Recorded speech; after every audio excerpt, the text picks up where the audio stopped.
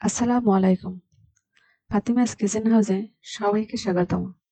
সবচেয়ে সুস্বাদুভাবে ব্রয়লার মুরগি রান্নার জন্য একটি পারফেক্ট রেসিপি শেয়ার করব আজ।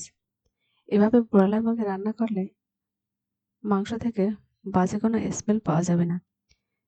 চেষ্টা করছি খুব অল্প সময়ে সহজভাবে রেসিপিটি শেয়ার করার। আশা করি আজকের রেসিপিটি আপনাদের কাছে ভালো লাগবে। এজন্য এখানে একটি মুরগি কেটে ধুয়ে আমি পানি ঝরিয়ে রেখেছি। এখানে 1.5 কেজির মতো মাংস আছে।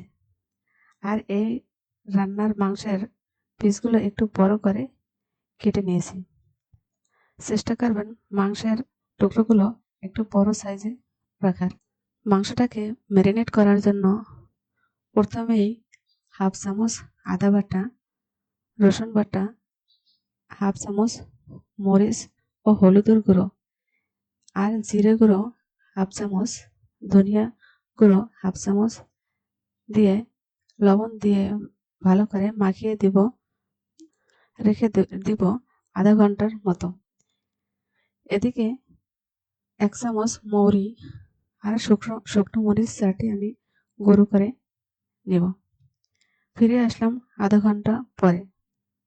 এবার রান্না করার জন্য চুলায় প্যান বসিয়ে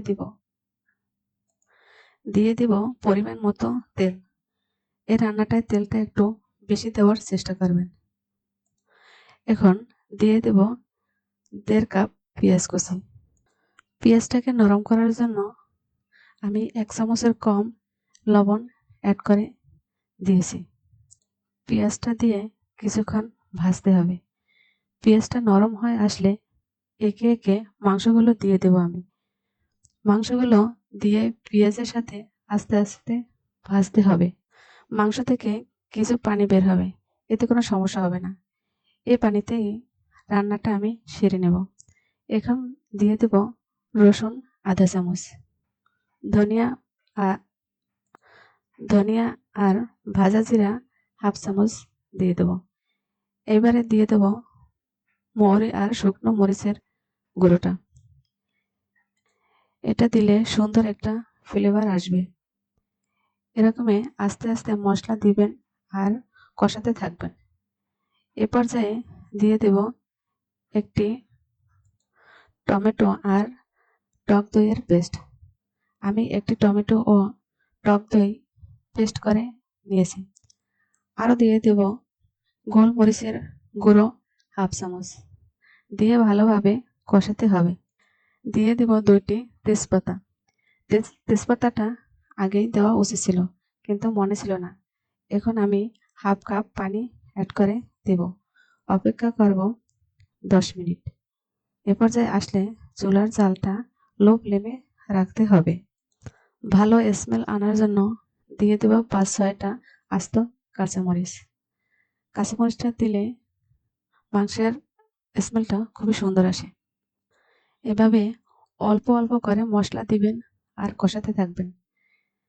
দেখবেন মাংসটা থেকে কোনো ধরনের বাজে গন্ধ আসবে না। কত সুন্দর একটা স্মেল আসে, যা বলে বোঝানো যাবে না।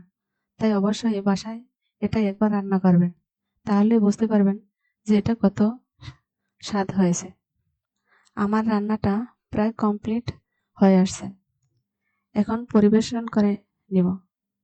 খুব বেশি ঝোল রাখার দরকার নেই, অল্প ঝোলেই রান্নাটা অনেক মজার হয়। আর কমেন্ট করে জানাবেন কেমন হয়েছে রান্নাটা। আজ এখানেই শেষ করছি। আল্লাহ হাফেজ।